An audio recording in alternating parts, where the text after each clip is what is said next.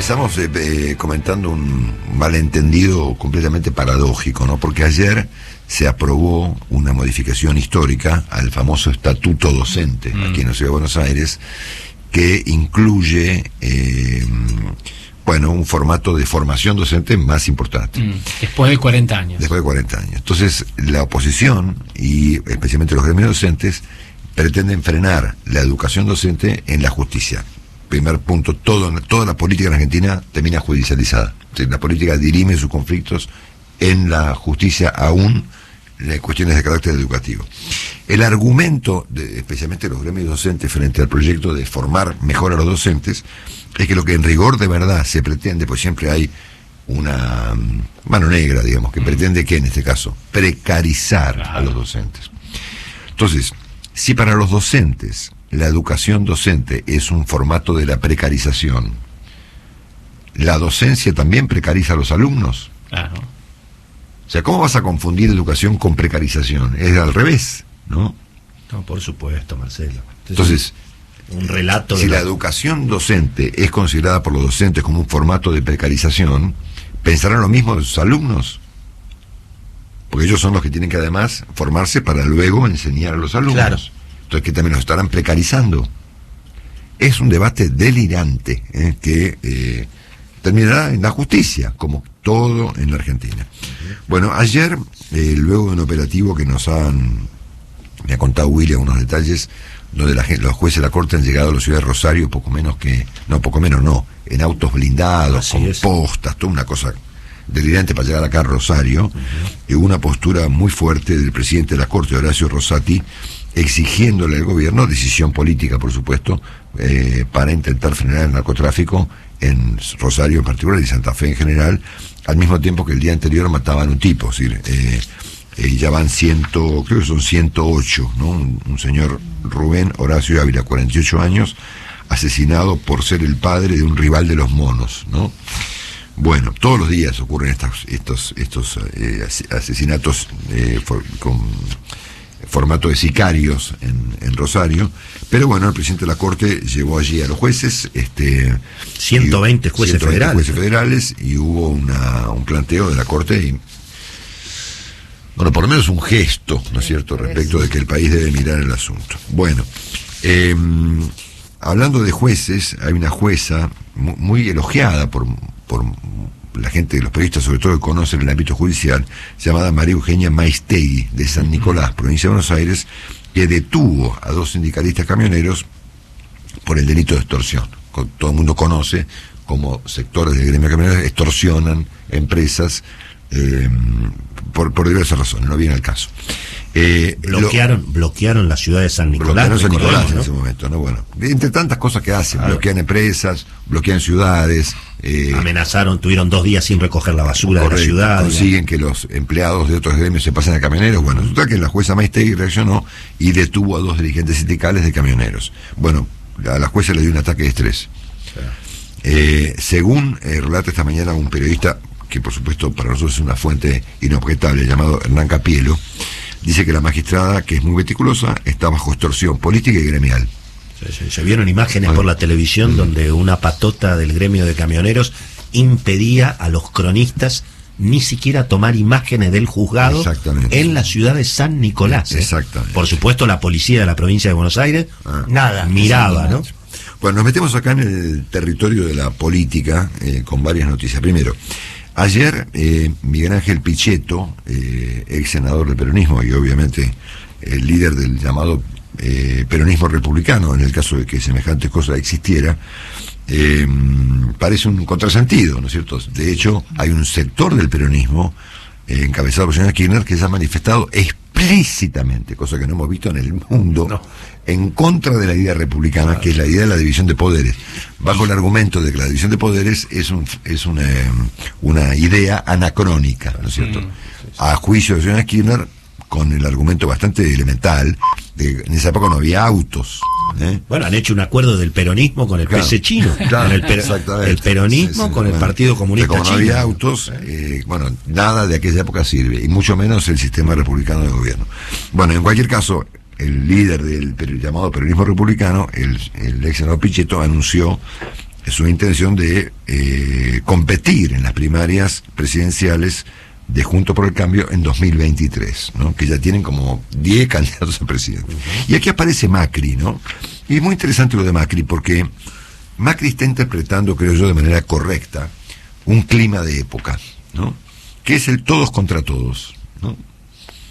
No es muy original lo de Macri, pero ayer ha dicho que la unidad por la unidad misma no sirve, ¿no es cierto? Macri siempre ha sido refractario a cualquier siquiera diálogo, digamos, ¿no?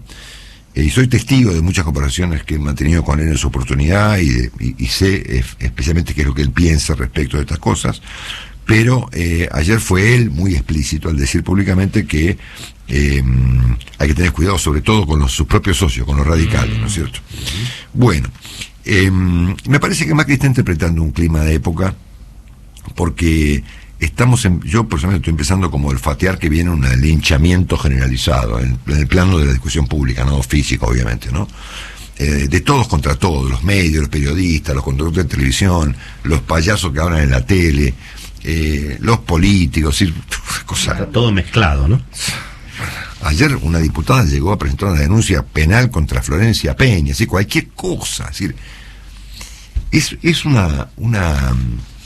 una propensión, digamos, al conflicto permanente, todo, no hay ningún asunto que no se judicialice, que no genere una pelea, una ruptura y una fragmentación, mientras el país se hunde. Bueno, claro. Muy bien, ahora, siendo que todos están con sus candidaturas, ¿no? Porque Pichetto lanzó la suya, Patricia Bullrich tiene la suya, Larreta tiene la suya, todos son candidatos, para una elección que no existe, porque lo más gracioso del episodio es que estamos en una discusión estrictamente política electoral, para una elección que no va a ocurrir ahora, ni siquiera este año, ni siquiera en la mitad del que viene, va a ocurrir en octubre del año que viene.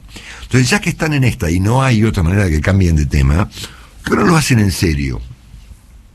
Entonces, en vez de estar hablando a media lengua, no, que la unidad, que no unidad, que yo soy candidato, que el otro me diga, ¿por qué no hacen una cosa en serio? Y entonces empiezan a proponer cosas. O sea, ya estamos perdiendo el tiempo con algo que no va a ocurrir, pues perdemos el tiempo de manera un poco más útil. Y que en todo caso, toda esta cantidad enorme de precandidatos que zanjan sus disputas internas en la televisión, y que hay canales que se dedican efectivamente a dirimir la interna de los partidos, en el oficialismo y en la oposición, pues que empiecen a discutir algo útil, ¿no? Porque que Macri diga que la unidad por la unidad no sirve, no quiere decir nada. Pasa por una parte de la colección ridícula de frases hechas que hay en la Argentina. Entonces, en vez de balbucear como los niños, que digan cosas importantes. Entonces, en vez de decir esto, Macri dice, yo tengo un plan, ¿no es cierto? Tengo esta idea, aprendí tal cosa, tengo este gabinete, tengo este plan económico, voy a bajar la inflación de esta manera y voy a competir contra tal y contra cual. Y cada uno haga eso. Correcto.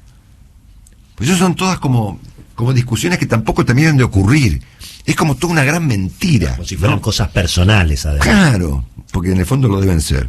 Entonces me parece que en el fondo no les da para esto, porque están en una cosa muy chiquita, digamos, muy de, a ver, viste, de todo de media palabra, a ver, yo he leído exámenes minuciosos de la prensa sobre cómo estaban sentados en las mesas en la comida de la Fundación Libertad, y qué significaba que estuviera uno y no otro, ¿no? Que si fue Bullrich, que si no fue Bullrich, si Bullrich lo miró a Macri con mala cara, si los radicales se la quieren comer a Bullrich, si Bullrich se quiere comer a Larreta, si Larreta está bien o está mal de ánimo.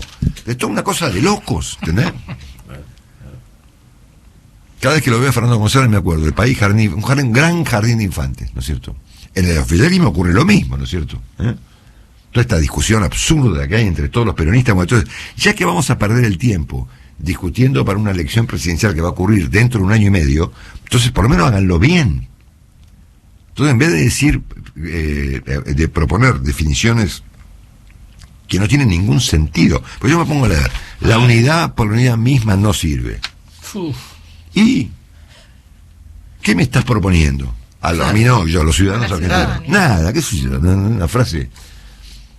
Entonces, ya que lo van a hacer, y van a perder un año y medio, va a ser la elección, va a ser la campaña política más larga de la historia de la democracia universal, ¿no es cierto? Bueno, ya que están, háganla de manera correcta, ¿no es cierto? El presidente ayer fue una cosa extraordinaria, ¿no es cierto? Le echó la culpa al periodista del diario El País de Madrid, al señor Cue, que le hizo un gran reportaje. Mira lo que dijo el presidente, por eso es el presidente, en el caso de Fernández, el presidente de un país, ¿no? Porque ayer dijo, yo no estoy discutiendo con Cristina, no pienso en mi reelección. Entonces, por ejemplo, si usted lo dijo, ¿no? Entonces dijo, no, ayer, cuenta hoy La Nación, que durante la conferencia de prensa con periodistas argentinos en París, sí, dijo que el entrevistador del diario El País de Madrid todo el tiempo trató de subirme al ring para pelearme con Cristina. ¿Perdón? El periodista hizo un reportaje impecable. Y ni hablar de la televisión española. Si el tipo le pregunta por Cristina, él puede decir, mire, yo estoy en un viaje al exterior, estoy tratando temas de la geopolítica mundial, claro, de máxima relevancia, estamos discutiendo con Macron, con Scholz y con Pedro Sánchez, ¿qué hacemos si Putin manda una bomba atómica? Estamos todos reunidos por asuntos de trascendencia para la humanidad, por lo tanto de Cristina voy a hablar en Buenos Aires. No, él le contestó, ¿entendés? Entonces, otro niño en el debate público. La verdad, yo no tengo que pelearme con Cristina, me tengo que pelear con Macri. No, señor, no tiene que pelear con nadie, tiene que gobernar, claro, ¿entendés? Claro. Sí. Pero, entonces también está el presidente en este clima de época de que la misión central de la vida pública argentina es pelearse con alguien. No importa si es Macri, si es Fernández, si es Cristina, si es Florencia Peña, si es Casero. Ya no calienta, si hay que pelearse con el que haya que pelearse, ¿no es cierto? De eso se trata la Argentina, ¿eh? Entonces, si van a perder el tiempo, digamos, este enorme conjunto de precandidatos presidenciales que no van a competir en ninguna elección, ¿no es cierto? Porque no hay elecciones ahora. Falta tanto. Bueno, ya que lo van a hacer, háganlo bien, ¿no es cierto? Bueno, el presidente terminó diciendo que no estaba contento con los índices de inflación. Y sí, papi, ¿qué vas a decir? Pero sí dijo que el plan económico, y acá cerramos este capítulo, resumen con un misterio de orden metafísico, que saben, la metafísica es lo que más me interesa, la alquimia, la metafísica, los problemas existenciales son los temas de mayor interés. El agujero negro. El agujero negro. Exacto. El presidente dijo ayer que el programa económico va a ayudar a desacelerar la inflación. Entonces, misterio para la antropología, la metafísica, o los estudiosos de la alquimia, ¿no es cierto? ¿Cómo va a ser el presidente para que al mismo tiempo el plan económico que genera inflación la resuelva? Es una cosa shakespeariana, ¿no es cierto? Ser o no ser. Claro, tal cual. ¿Cómo hacemos para que el plan que genera la inflación simultáneamente la resuelva? O sea, bajar la inflación con un modelo inflacionario. Exactamente. Y bueno, entonces, no llame más a Espotorno, a Melconian, que se va a Sebas, no, empecemos a llamar metafísicos, ¿no? Claro. Para que resuelvan los dilemas filosofales que nos presenta la historia económica argentina. Lo resuelva la señora Patricia Fiorentino, la astróloga de CNN. Eso me gustó. Y no terminé todavía, ya seguimos. Estás escuchando Longobardi por CNN. Con la conducción de Marcelo Longobardi. Me falta un poquito, no terminé, ¿Qué pasa? Marcelo, yo te dije que andabas un poco lento. Sí. Pero se te fue la mano. Bueno, vos me dijiste que estaba lento y yo le puse pila. Yo me voy solo, yo te dejo acá tranquilo. No, Carlitos, eso no lo vas a dejar acá. No, me voy yo. Pero tenés mi auto. Sí, pero bueno, me voy en taxi. No. Solo.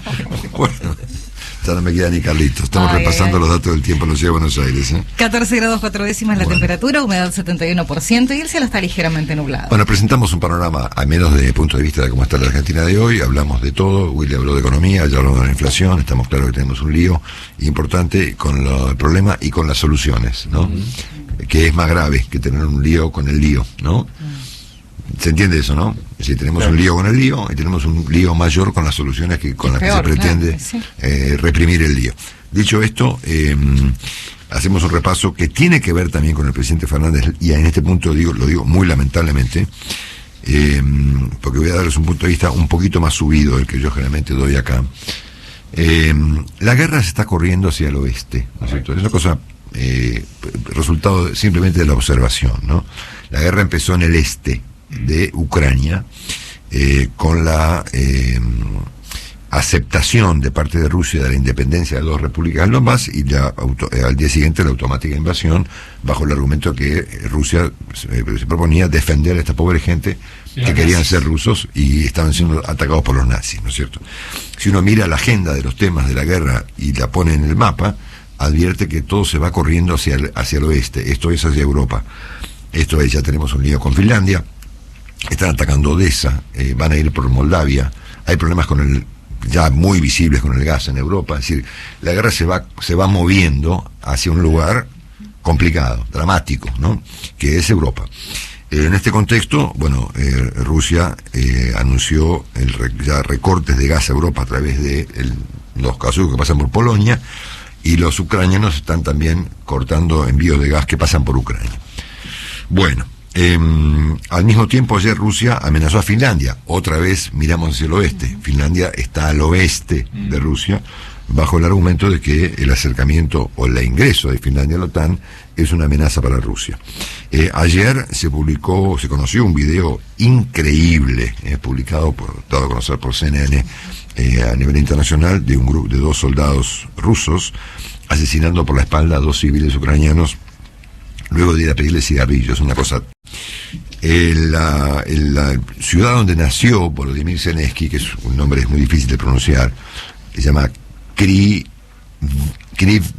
Rih, ese es su nombre, fue ayer bombardeada con munición de fósforo y bombas de racimo, lo cual viola, por supuesto, todas las convenciones internacionales que regulan la guerra.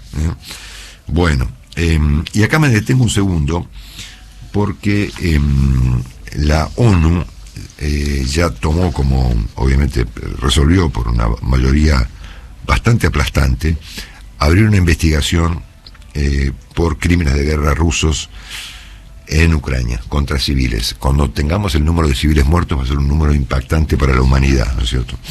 Y en este asunto intervino la alta comisionada Michelle Bachelet, que entiendo es una persona conocida del presidente Fernández, que calificó las ejecuciones ilegales que están ocurriendo en Ucrania como espeluznantes, ¿no es cierto?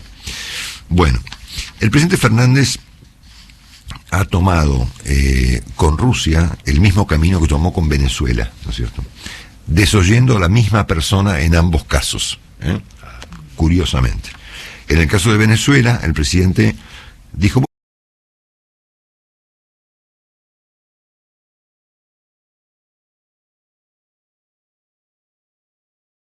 bueno, el tema se está resolviendo, la verdad que las violaciones dejaron de ocurrir.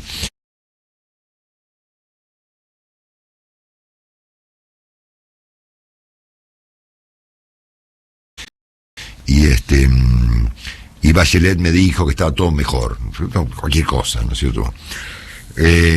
Y ahora Bachelet ha puesto sobre la mesa un asunto muy complicado, que es que en el contexto de una guerra no declarada, hay ejecuciones, violaciones, torturas, deportaciones ilegales, ataques a hospitales, a escuelas, a teatros donde hay refugiados, ¿no? Y en este contexto, ayer el presidente Fernández, o ayer mejor dicho, sugirió allí en Europa que le parecían inapropiadas las sanciones económicas a Rusia. El presidente tendría que entender, cosa que evidentemente tiene dificultades para hacerlo, que el mundo está intentando evitar una tercera guerra mundial catastrófica y está haciendo lo que puede. Asunto que seguramente en el futuro va a ser juzgado, va a ser mirado con atención, como fue mirado con atención lo que hizo Chamberlain con Hitler, ¿no? En los años 30. Es decir, va a ser lo mismo, es decir, esto va a estar sometido a un debate y a una discusión, ¿no es cierto?, de qué hizo el mundo ante la encrucijada, ¿no? Porque nosotros comentábamos lo que dijo Habermas el otro día respecto de que las dos alternativas son catastróficas, es decir, dejamos que Rusia masacre ucranianos y eventualmente avance sobre Europa, o lo paramos de un bombazo, ¿no es cierto? Es una situación muy complicada, ¿no? Yo me imagino que en las discusiones que deben tener privadamente el presidente Biden, el primer ministro Boris Johnson, Emmanuel Macron, el propio Pedro Sánchez, el señor Scholz, el ministro de Canadá, etcétera, deben decir, no, ¿qué hacemos con este tipo? ¿Sí? ¿Cómo se para esto? ¿No es cierto? Siendo que se le parece mucho a aquello que vimos en su oportunidad cuando Hitler se quedó con un pedazo de Checoslovaquia, ¿no es cierto? Y debería mirar las simulaciones, los videos que hay y que corren en París y en Berlín, de cómo podrían desaparecer esas dos ciudades que visitó con la utilización de armas nucleares, que es lo que viven esos países. Es poner la televisión y ver lo que está ocurriendo efectivamente en la televisión rusa cuando muestran qué harían en un minuto con París, con Londres o con Berlín. Entonces el presidente evidentemente no está pudiendo regular sutilezas, ¿no es cierto? Yo estoy entendiendo, por lo que veo de manera sistemática todos los días, yo por mi cuenta, y además con Juan, que nos acompaña en este tema, como lo ha hecho con la pandemia, digamos, de manera extraordinaria, que el mundo está intentando evitar una confrontación nuclear. Es así, digamos, ¿no? Claro. Y lo está haciendo como puede, ¿no es cierto? Está haciendo con envíos de armas a través de Polonia, con ayudas económicas, la de Biden particularmente, 40.000 palos la última, y con sanciones económicas, para evitar algo peor. A ver, cuando el mundo quiso evitar algo peor en la época de Hitler, se equivocó, y por supuesto Chamberlain, que fue el que intentó evitar lo peor, terminó siendo juzgado por la historia y quedó como un traidor, ¿no es cierto? Claro. Bueno, porque en aquel momento, cuando Hitler invadió los Sudetes en Checoslovaquia, hubo una cumbre, que se llama la Cumbre de Múnich, en el año 39, entonces dijeron, bueno, mire, vamos a decir de tipo que se quede con esto porque no joda más, ¿no es cierto? Entonces hubo un arreglo entre el entonces primer ministro de Francia, Edouard Dudalier, era su nombre, el primer ministro británico, Neville Chamberlain, un enviado de Hitler, que era Hess, creo que era, no me acuerdo el nombre, era un criminal nazi, y el mismísimo Mussolini, ¿no es cierto? Que se juntaron en Múnich, exactamente, y acordaron el pacto de Múnich, que es uno, o sea, que quedate con Checoslovaquia, quedate con Ucrania, ¿no es cierto? Claro. Sí. Y nosotros no nos metemos con vos. Y eso falló, ¿no es cierto? Y allí las famosas palabras de Churchill después, ¿no? Por evitar la guerra, aceptamos la humillación, y finalmente tuvimos las dos cosas, la humillación y la guerra. Entonces el mundo está en esa instancia, ¿no es cierto? En esa instancia. Veremos qué ocurre, si los rusos destituyen a Putin, si Putin se muere de cáncer, si, no sé, qué sé yo. Hay un golpe militar en Rusia, claro. Si finalmente Rusia avanza sobre Ucrania y se queda con todo, y se queda con Moldavia, y después se mete en Rumania, y después se mete con Polonia, y ataca, eso no se puede saber, es un misterio. Pero lo que sí estamos claros es que el mundo está intentando evitar una conflagración dramática a través de procedimientos intermedios, sanciones económicas, envío de armas y ayuda económica. En este contexto, pedirle al mundo en Europa que retire las sanciones bajo el argumento mercantilista de que las sanciones perjudican al mundo, que además es un misterio porque nadie entiende muy bien por qué las sanciones perjudican al mundo, no solamente es no tener la menor idea de la realidad, es decir, no entender el diario. No te digo no entender una conversación con Henry Kissinger, es no entender el diario. Es decir, yo que soy un tarado, agarro el diario, leo las noticias, miro un mapa y digo, chao, acá hay un quilombo, ¿sí? Entonces voy hacia el oeste, ¿no es cierto? Sí. O sea, no es muy sofisticado entender el proceso, ¿no es cierto? Es un poquito de análisis, un poquito de información, entender la historia, algo. Entonces, cuando el presidente planteó esto, que a mí me pareció el asunto más relevante de la semana, yo entiendo que todos nuestros colegas están con los ¿cómo se llama? Los bloopers y otras cuestiones secundarias. Pero esta definición del presidente Fernández respecto de que el mundo debería tirar sanciones a Rusia es no entender ni el diario, es no entender lo que está pasando en el mundo, y es profundamente inmoral. Profundamente inmoral. De hecho, si el presidente accediera al Instagram, ¿no es cierto?, y sigue la cuenta, por ejemplo, de Ukrainian Journal, por ejemplo, o de Bayraktar-UA, Ucrania, y ve las imágenes que se publican todos los días en esas cuentas de Instagram, que son después noticias en los diarios, seguiría pensando lo mismo, que hay que ayudar a Rusia. Porque quitar las sanciones es ayudar a Rusia. A ver, Rusia se recibe $1.000 millones por día, por lo menos por ahora, de la plata que ponen los europeos para comprar el gas, con lo cual está financiando la guerra. ¿Qué más quiere? ¿Que le compren el doble de gas? Ni siquiera el presidente puede entender la oportunidad que esto representa para la Argentina. No de vender lo que no se vende, eso es una cosa muy, muy horrible. Es no entender el rol en el mundo. O sea, mucho peor de lo que el presidente dijo de Cristina, no dijo de Cristina, de lo que dijo, fue este punto, que para mí fue, repito, el tema más relevante de la semana, porque significa que tenemos gente que no puede leer el diario, que no entiende el diario, y convierte su falta de razonamiento en un comportamiento inmoral. La postura del presidente Fernández respecto del tema sanciones fue una postura inmoral. ¿Se lo habrá dicho Macron? ¿Le habrá dicho él a Macron, che, sácale las sanciones a Rusia, ayúdenlos a que masacren niños? Así que bueno, me pareció este el tema más relevante de la semana. Nos queda Nico, vamos.